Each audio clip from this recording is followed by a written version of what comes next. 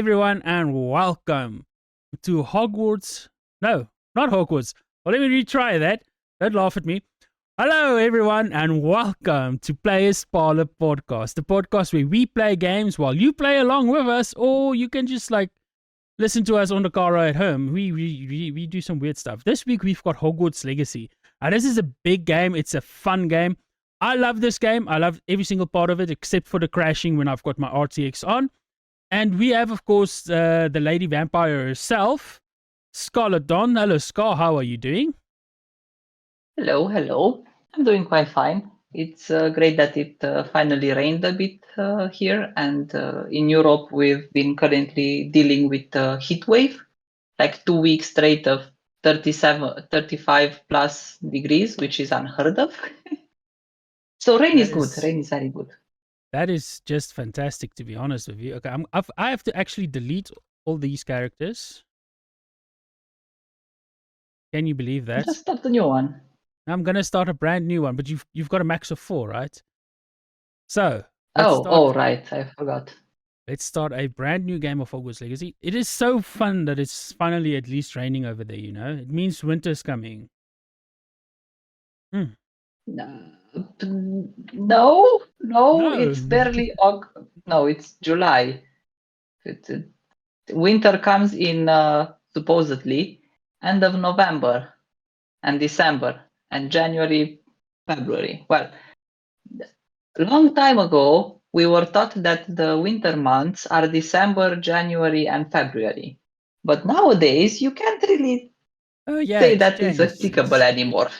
It's changed. It's changed for us as well, because winter months used to be November, December, January. Summer months used to be November, December, January. And now last year people were like, no, summer starts in December. I'm like, what are you talking about, man?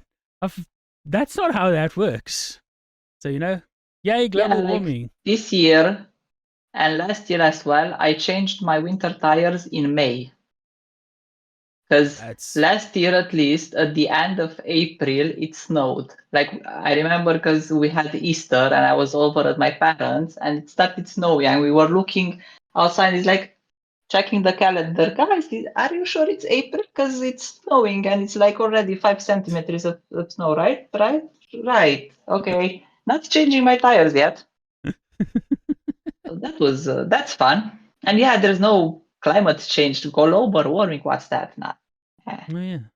Bullshit. Okay. So one of the things about this game that I actually quite enjoy is like the simplicity of the freaking character creator. I know there's probably people. What, you don't want Baldur's Gate 3 levels of character creator? Please, no. Just no. Yeah, I've watched people create characters in Baldur's Gate. I'm just like, why would you do that to yourself? Well, and this is the part of the game that I don't enjoy, right? The pitch change is done with AI. So it just sounds like okay, what are we gonna name our character, Scar? Scars. Sure. Sock scars. Yeah, it works. Okay, here we go. Are we gonna watch the intro or do you want to skip? You can skip the intro because I know it.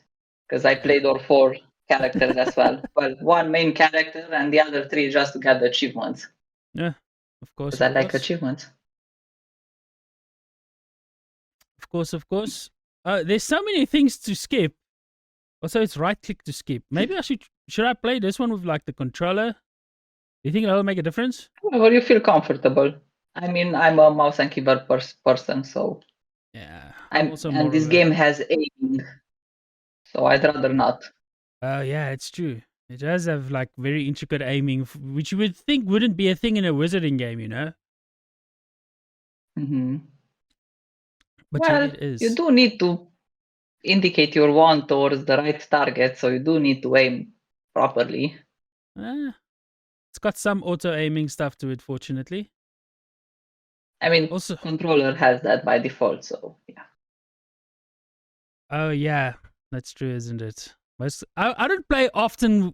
I don't often play games that have shooting stuff built into. The sentence I'm trying to get out is I don't often play games that are shooty with a controller. So I always forget about the auto aim stuff. Oh my word. Yeah, Okay, I also. Okay. Okay. So podcast listeners, I need to like do one thing as fast as possible. I need to lower the volume of the game a little bit for myself because wow. Just And everything make is sure you so have loud. subtitles on. Okay. Say again? Subtitles on. I don't know if it had it. It's fine. I think we'll work without it for now. Or do you want some subtitles? No, it's fine. I was just thinking from a viewing perspective.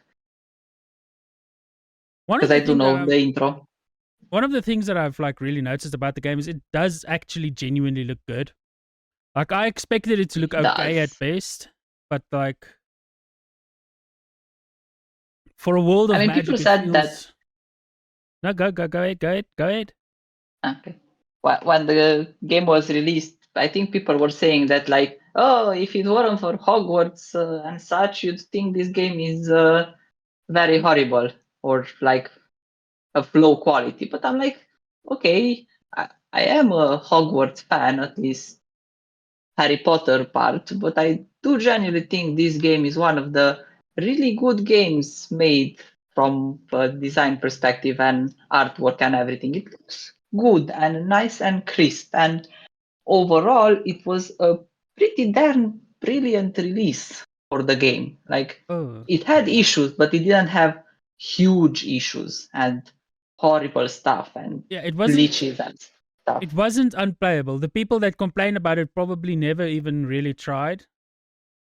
Because by the time I started playing it, everything was patched out. But I saw a few people make videos about like I played on release.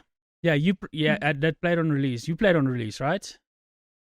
Yeah, I played it on release, and I did have an issue, but it was Linux specific in a way. At some point, when I started using the flu flames, it would crash after 30 minutes of game. That was pretty horrible, but there was a fix because the community found a fix for that issue, and then I had no more issues after that. See, of course, the issue with you had to run a command. The issue is also that is entirely and completely a Linux issue. You can never be quite sure if it is or not, you know? Mm-hmm. Okay, I'm trying to like just equalize my volume a little bit more because it is absolutely deafening. Okay, it should be fine. I can hear you fine. Do you hear the thing? I hear too much of them. Hear the background noise? It's too much of. I'm just gonna. You know what? I think I'm gonna go in the kitchen. No, Scott. It's not you. It's not you at all. It's not you at all. Oh, okay. Because the neighbor downstairs started doing the. No. Vroom, vroom. It's entirely. Okay. It's the volume on my side. Oh, cool. Because the headphones that I'm currently wearing are all the headphones that I had to like open up and fix up a little bit. So it's okay. I'm still learning how loud is again. Basically, I cannot for the life of me find subtitles. Eula, no. Oh, that's all off. Show mount controls. Show enemy damage numbers. Oh, this is still set up for me to record videos. So this is one of those things that happens in when you record stuff normally. Everybody that's listening, some scuff does exist. I hope everybody's fine with that. Scar, I hope you're fine with it. This is extremely, I know, not good of me to do. Fine. Are you fine? It's fine. It happens. There we go. Found the freaking subtitles. Okay, there we go. Now I can play with subtitles. By the way, in random stuff, Yeah. Cats are indeed very sadistic and they like to play with their food. It is now my conclusion. Oh yeah, entirely. I mean, it's in their nature. The thing is, yeah, but I never really realized or witnessed how bad it is until I saw one of my cats while we were outside in the evening. She came running and she had the little mouse in her mouth. And I'm like, oh, okay, she's catching mouse. It's fine, right? The mouse was still alive. She put it down and proceeded for the next 10 minutes to play with it. Like it would let it run away a bit and then she'd go and slap it with a paw and then he'd be scared and she'd look over him and then after 10 minutes she picked him up again and went away somewhere. But Yep. for 10 minutes she played with the poor mouse. Not injuring it, not eating it, just playing with it. And I was like, okay, That is never threaten a cat or something. Be nice with the cats. It's completely normal for felines. But at least when they do decide to eat them, I do actually kill them. I recently learned some horrible stuff about like wild dogs and most wolves and stuff. They'll just start eating the poor animal without killing them or anything. They just eat them while they're alive. While they're alive. Yeah. Yeah. So that was one of those things that I was like, oh, that's a different kind of scary. Ah, okay. We are True, being eaten alive. This is one of those spots in the game, right, that I secretly hoped we would like revisit and like fix up and like clean up and stuff. Because it's genuinely so awesome. And it looks fantastic, and it just never happened. We like never come back to this place, right? Unless you're gonna tell me that like the attention to detail it's very good for this. I mean, also, just like location wise, you know, I would love to have like a actual house here in real life, you know, overlooking all these cliffs, weathering some storms. I don't know. Quite a few. Just go to like Falkland Islands or the northern countries, and you're gonna find some of that. Well, yeah. The issue is I might also not have internet, and that's just a deal breaker, you know. You get whatever is the thing Starlink from Elon Musk. Oh, the Starlink yeah, stuff. thank you. No, thanks. I would rather not use anything from Elon. Also, I saw today that his Tesla stock has started falling, so that's also going to be fun.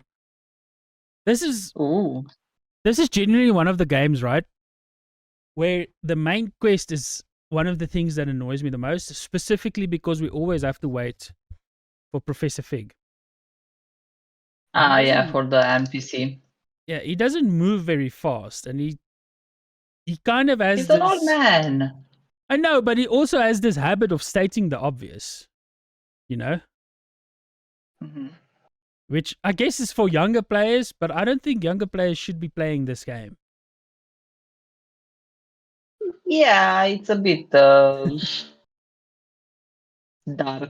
the game itself. Not really for kids. I mean, it has pretty mature adult themes happening, and you as a teenager basically killing people. Oh yeah. Also, I said recently, like I would actually like this game, a second game, basically in the series. But us no longer being I want one. But us no longer being teenagers, you know, because one of the we could be an Auror, or in training or something, and like go from there. Because easily one of the most frustrating parts of this game that sets it apart from other RPGs is that you can't romance anybody because we're all kids. Yeah, true. It's like I was like, oh, okay, we can have like some kind of folks relationship or something. When the game just started, I was like, oh, okay, I look forward to like playing that out a little bit. And then I thought, like, wait, is that like a creepy thought, or is that just like an RPG brain thinking? RPG brain thinking, it's fine. Okay, so because it took me solid minutes when I after I said that sentence in a live stream, I was like, what did I just say? You know? Yeah, but that really doesn't reflect on you in real life, in my opinion. Like, this is a game, and the game has its own rules, and you can do stuff in it. And you just play. the rules of the game are, after all. Mm-hmm. And especially, and also you start as a fifth year, which I think fifth years are 16. 17 or 18. Oh, 16? 16, Okay. yes. They turn 16 in the So fifth year. 16, you can date someone of your own age, or that's 15, I guess, a year younger. Yeah, It's fine. I don't even care about like that too much. It's just we do spend a lot of time with some of the side characters, and the fact that it's just very few of them like leads to anything. Like you complete the side quest, and many other games you unlock something special. Like with the Dragon Age 2 playthrough that I did recently, right? After you romance one a character specifically to off completely and entirely, they don't just end. Like they hang around and their comments change, and the way you interact, the characters interact with each other also change significantly. And I feel like this game really needs some of that, because like whatever you do in the world does affect the other characters, and they make a note of it. Something like that, yeah. Kind of Because stuff. ultimately, the companion characters of this game have nothing to do with the story. They teach you something encapsulated in their own side story. In their own side story. And it would have been pretty awesome if during that final fight sequence and stuff, it wasn't just the professor showing up, you know? I mean, that's a bit of a spoiler for people, but that's not a big spoiler, you know? Yeah. It would have been pretty Yeah, kind of amazing. mostly left alone. You don't have everyone join you. Like Horizon Forbidden West, slight spoiler, at the end you bring up all the tribes and you do stuff with your friends and everybody's fighting together. Which is pretty cool to see all of that. Or well, even during some of the quests, other quests earlier in the game, that is shown. That you put everything together. And it's really cool that if you like do some of the side quests, you will see more people in like the cutscenes of those moments. Exactly, right? Because you like save someone or something and like that, and they come back to the city that after that will be attacked, and you get cutscenes for it. Oh my word, did we just crash? I think I'm crashing, Skull. Oh no.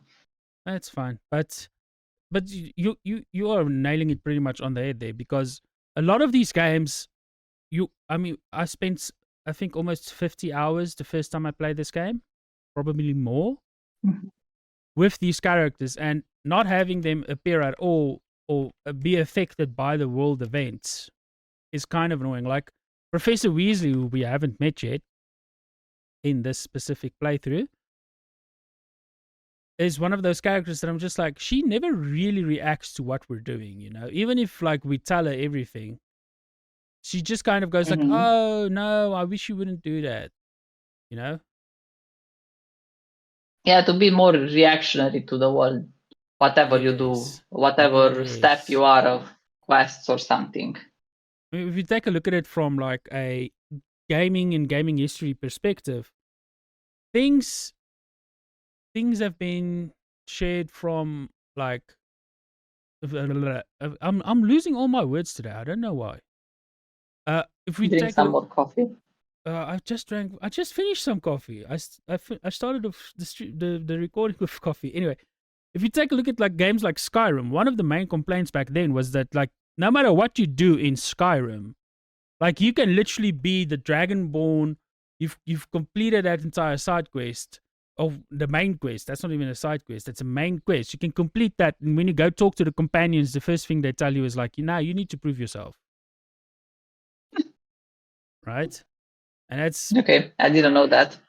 Yeah, like it's genuinely that's kind of why games like Horizon Zero Dawn and what was The Witcher got so much praise afterwards, because I mean in The Witcher there are certain side quests that if you complete them, they affect the main story, not just other side quests. In Skyrim, if you become almost the king of the whole of Skyrim, you become the grand dragonborn master.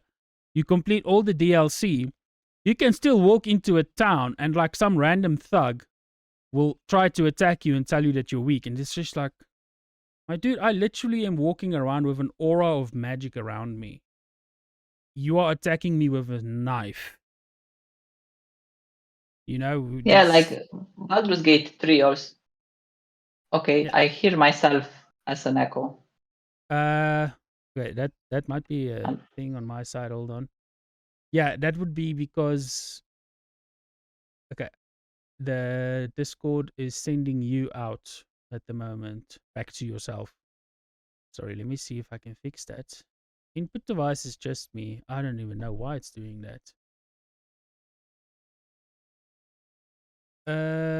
Okay, Scar. Hold on, let me see if I can fix this. Talk? Talk? Is that better? Oh, it's fine. Okay. Yeah. Perfect. Almost. I can still hear myself a bit, but... Oh, okay. We're getting pretty much on, and the game has finally restarted. So hopefully it's fine. You can see the game again, right? Yeah, I can. Okay. Let's see where it's... Also, yeah, Baldur's Gate 3 did companions really well. I mean, companions are one of the most important parts of the game because you need them. But even like people in general in the world do react to whatever step of the quest you are. And you can even lock certain quests because of something you did earlier or something, or unlock stuff. That game really is just extreme when it comes to what you can and can't do with your companions and stuff. It's Larian really put it well into a game. I still need to play that game, and I get the feeling I'm definitely going to be playing it live on stream, and there's going to be so many things that I'm going to discover. Because I've kept myself pretty much spoiler free. The moment like I decided that like, yeah, I'll eventually buy the game, I stopped watching all the streams, and I haven't watched any reviews of it or anything. So I've only got like snippets or here or there, like news headlines about what crazy things people are doing. Yeah, like bear sex. What? Oh no, let's not do that. Okay. By the way, the game crashed again. It crashed in the loading screen. Like I can't even get into the settings to change the graphics, or maybe I can. Let's see. So I feel like I'm gonna talk about this. I'm not gonna cut this out of the podcast. So if you are listening to the podcast or if you're watching, this is pretty much normal. I'm not like super frustrated by this because I've kind of gotten thick-skinned with Hogwarts Legacy crashing. Most of the issues have been fixed, but there are still some issues that happen, and this game crashes very weirdly and in very weird spots, specific spots. Like I remember when I first played it, right? The first time the game properly started crashing for me. Yeah, there you can see I've got 67, almost got 70 hours in the game.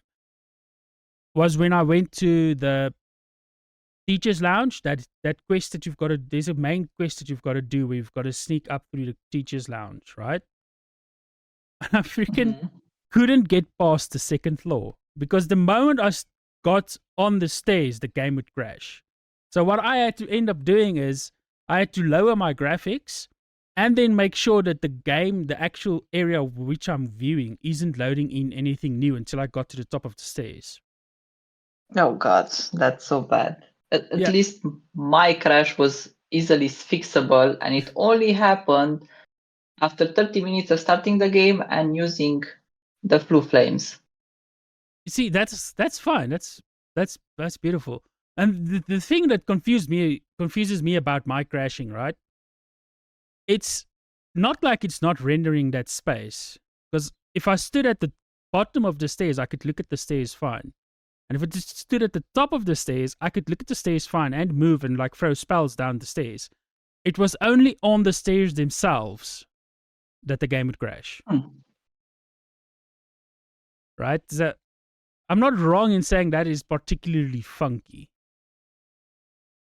But that's kind of like the thing. And the only real way that I can tell anybody, because you can see that I'm like on ultra settings for most things. So you just basically turn the graphics down a little bit. And that should fix... Also, because I'm looking at something, there are mods on Nexus mods that help with performance, apparently. Oh, yeah, I would believe that. But unfortunately, installing mods in this game is a confusing trip down. Yeah. Oh. It's just confusing because it's like old school mods. You've got to physically copy every file in and hope that there aren't any clashes. Yes. That sounds annoying. Yeah, I mean, I'm old enough in like modding and streaming stuff. Like that's the way I modded Oblivion, and that's the way I've modded. There was another game that I also modded back then. That's how you mod games. That's where it all comes from. It's why, like, even to this day, if I'm modding stuff, I'll be pretty sure about everything that I am actually putting into the files and make sure there's no conflicts. But the fact that it's a 2023 game that it works like that is a little bit annoying, and I do blame one singular company for it, Warner Brothers. True. Because I can only imagine them going like, yeah, no, we don't want anybody to mod our game. What the hell are you talking about? That shouldn't be a thing. Like, I wouldn't even be shocked. By the way, did you know there's a chest here, Scar? Was there a chest? I didn't know that. And I didn't freaking open it. I didn't get a chance to open it. I was about to open... please let me back out. No, he's not going to let me back out. No, he's not. Oh, this is... Oh! Alt F4. No, there we go. Okay, we got it. We got it. I have to walk in. Oh, great. Do you know what was in it? 39 gold. Just some gold. Really? What a missed opportunity. Mm-hmm. Okay. There could have been something quirky. Like a funny hat or something. Also, I don't know about you, but the favorite headpiece for me in this entire game is the pumpkin. Oh.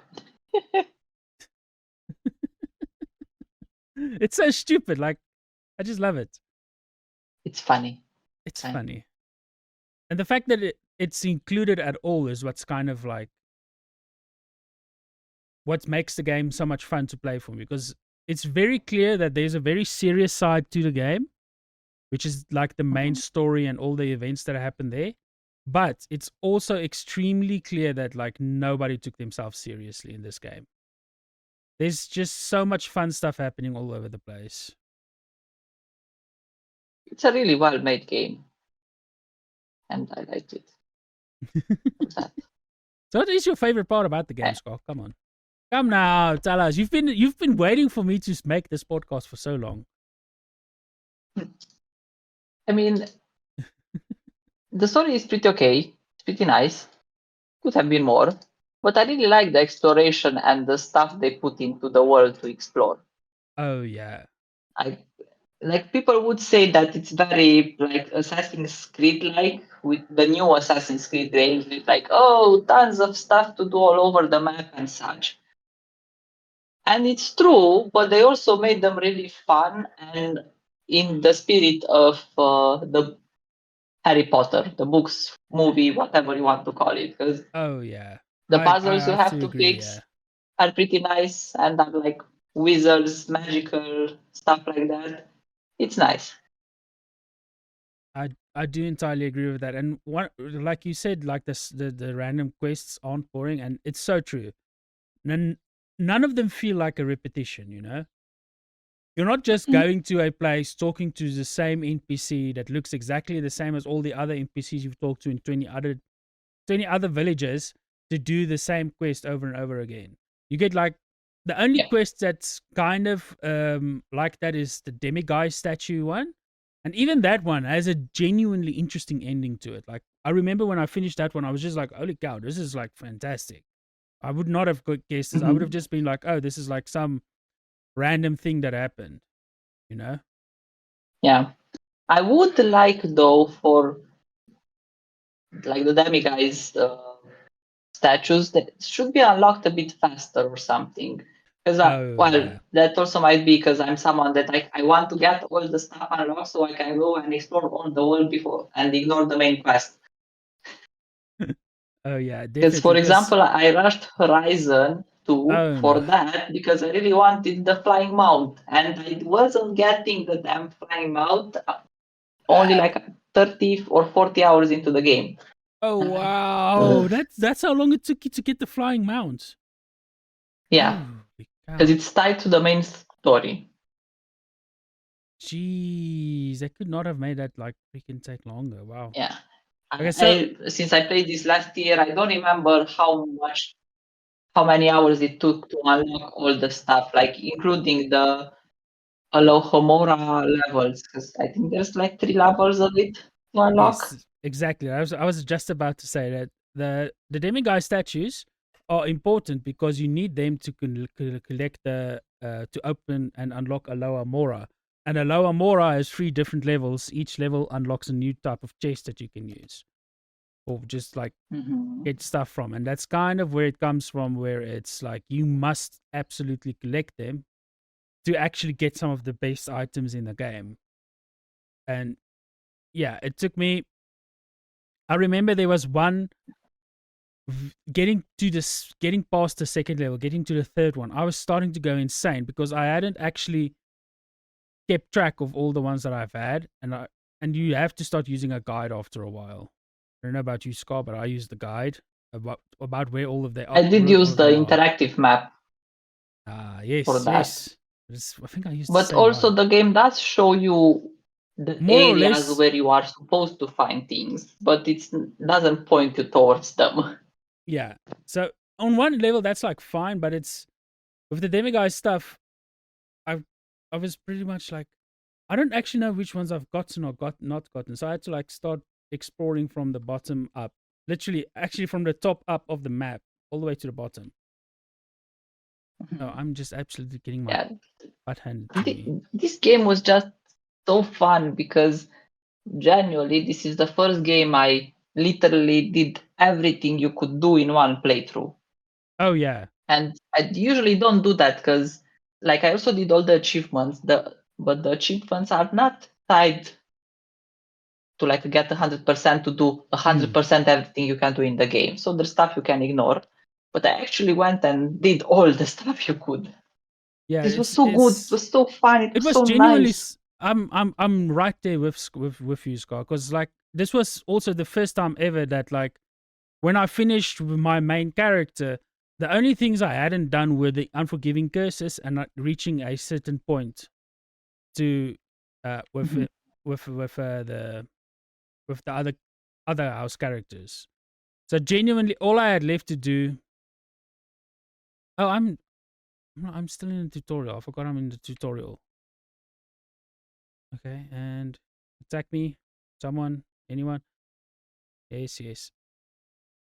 I'm dead. I'm about to die. Here we go. Don't die. I'm gonna die because I have no more healing potions left. There we go. I died. Yeah, it's genuinely like I don't think I've this is like the 4th game I've got all the achievements in Steam. It's like the 5th game ever that I've done that. So it was it was fun all the way. Like near the end, yes, there were some things that was just like, what the hell? I don't want to do this. I don't want to do that. But that's mostly because, 50 hours into a game, you do kind of become too addicted.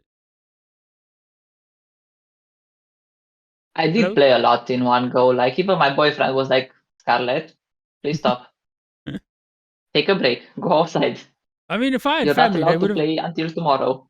If I lived with someone, they probably would have done the same. I mean, you just saw I've got 70 hours in this game, and I've only played one character. This is like the 2nd character I've made ever. I also have like 70 or 80 hours in it. It's an absolutely absurd amount. Hello. No. What?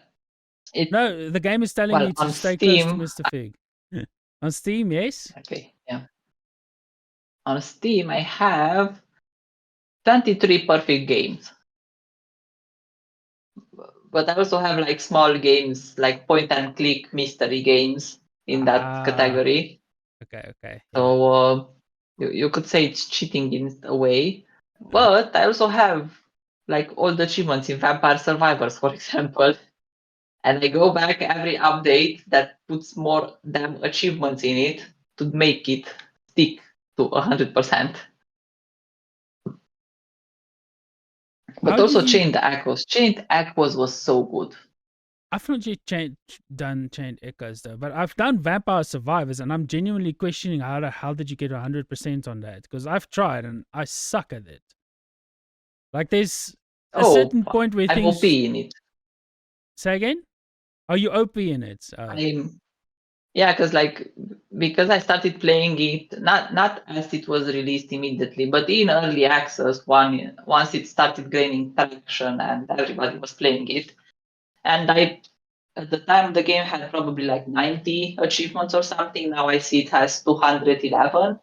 And I just played and unlocked stuff. And at some point you just unlock so much stuff, you You are so basic. overpowered that anything that comes next, you're like, okay, I'm just gonna play with this character that has a lot of stuff unlocked, and I'm just gonna sit here and do whatever I need to get the achievements, and then I'm done. See, for me, the great problem is that I genuinely can't. I need to like, what do you call it? What am I gonna call it? I need to get all the different characters unlocked and stuff. Like I've got 2 characters that I've got all Mm-hmm. the stuff unlocked for, but there's just so many more that I need to do that it's become kind The of start is slow. yeah, yeah. It's very slow in the start. Like I mean, I've killed Dave a few times now. For freaking finally, you have no idea how long that took me to do. But now I I'm at the mean, point you where survive till minute 30, because to kill that, you need certain stuff, yeah. because that kills you. No, I've killed. I've gotten past 30 minute 30. Yeah, Mm-hmm. that first death that shows up, I've killed him a few times now, and then there's like something else that shows up eventually. That's absolutely. I don't know if I'm supposed to be able to defeat him or not. It. Do you understand where I am, Scott? Hello. Hmm? Sorry, what did you say? No, like in Vampire Survivors, like I've defeated the guy that shows up at around 30 minutes. That the first death. And I've killed a second diff and a third diff as well. Like I think there's like 4 or 5 of them. And then there's this rainbow colored one that just appears that absolutely wipes the floors with me. Mm-hmm. Yeah, so that's basically where I Yeah. am. The thing is, there are specific setups to like endlessly kill death, but there is a cap to that as well, because you're just not getting upgrades enough to kill it anymore. Yeah, see, I think I've reached the cap. Because minute 30, if you, well, in most of the maps, if you reach minute 30, you win the game. You don't have to kill death to But it's so win. much fun. To Yeah, but if you kill that, you do unlock certain things, like another character. I think the death character, you unlock it. Yeah, yeah, understandable, yeah. So we've been Oh, talking that's about so cool. everything except Hogwarts Legacy. It is so cool. These cutscenes. This is one of The those things cutscenes are that like good. it's so good, but like this whole other magic thing does kind of like confuse me significantly, you know? Mm-hmm. Ancient magic. There we go. Ancient magic. I'm gonna skip this because We know it. we know it. We know it. Number one and number two, like the sound came back on for me for some reason only in the cutscene, which was nearly gave me a heart attack. We're Okay, we're not gonna reveal who the main villain is. It's not. I don't think anybody wants to know that's currently listening to us, not watching us. Mm-hmm. It's it's a Ooh, thunders. oh, is it thundering outside your house now? Yeah, it is. It is. Let's see, there you go. Now the sound's I back th- on I for me. think this part gave me chills when I saw it. I was like, oh my god, I can't believe this. Oh yeah, And it when the did. title screen appeared, I was like, oh my god, I'm here. Oh, it did. It definitely gave me the chills too. Though it was very hard for me to have the chills because it was the middle of summer when I played this at a dam. Well, I played it in February or when it was released, and it was cold back then. But Oh yeah, you so it get was the nice and chill for idea. you. So it was easier for you to get the chills. But this did give me the chills the first time. I remember that as well. It was amazing. This gave me the chills, and the first time when I went like on a broom and I just went absolutely insane. That was like also just like, whoa, this is awesome. And then there was only one more time in the game when I got the chills, and it's when I was flying coincidentally, and I wasn't even recording, sadly. I was flying across the Black Lake, and the dragon? No, the other thing. The octopus? Oh, the one in the lake. The octopus, okay, yeah. He reached out for me right as the dragon came flying towards me. So I saw them both at the same time for the first time. I was just like, holy cow. What the hell are those things? Yeah. Yeah, I think there's like a rarity to them. And I only saw them individually, but not together. So that's really nice that you found it. And it was genuinely one of those moments of just like, wow, there's a dragon in this game, and there's a lake monster in this game. I did not know of either, and they both showed them to me at the same time. Okay, are we going to import our stuff? Oh, my word. I'm really looking forward to meeting the Pottermore stuff. I just accidentally pressed spacebar. Oh. Okay, there you go. Yes, okay. Choose a different house, accept house. Are we going to go Ravenclaw again? Yeah. Yeah, why not? We can go with that. I mean, also, it's very interesting that I did like it that each house has a different quest at the start. Kind of, yeah. And ironically, the Hufflepuff's the most awesome one. Yeah, I didn't know that until you told me about it, and you were like, yeah, this is a surprise for you waiting when I made the Hufflepuff character. I'm like, oh, what the hell are you talking about? I got like 30 minutes into the game, and I literally threw down my head and I went to take a walk. Because, I'll be honest with you, the Ravenclaw one isn't that interesting. It's not, it was one of those things I had forgotten there was a house-specific quest. That's how uninteresting it is. Mm-hmm. Right? Yeah, so, it's really boring in comparison. There we crashed again. But I think that's also where we're going to finish recording for today. Mm-hmm. Because like I told Scar earlier, before we started recording, this is going to be a little bit of a bumper session. There's going to be 3 episodes in total. This is part 1 of Hogwarts Legacy, and we were playing with Scarlette Dawn today. Thank you so much, Scar. Thank you for having me, as always. And then later in September, which should be only a few weeks away when this episode releases, there will be August. 2... Oh. When this releases in August. See, Scar's already like keeping me on track there. This releases in mid-August, hopefully, if I like schedule everything perfectly. And then later in September, or beginning of September, there will be a part 2, and then directly after that episode, both episodes will be combined into one long bumper session of an episode for the podcast. So I hope all of you have had fun with Players Parlor's episode. I think this should be 18 or 19. Yeah, Scar, got anything to say? Got anything goodbyes? Yeah, thank you for having me as usual. Hope everyone has a nice day and you keep nicely hydrated in these hot times. Perfection. Thank you so much, Scar. And thank you all of you. And I'm going to go enjoy this rain that started. Oh, is it raining again? That's beautiful. So our timing is perfect. Thanks everybody for listening to Players Parlor's podcast. We will see you in the next episode, and cheerio.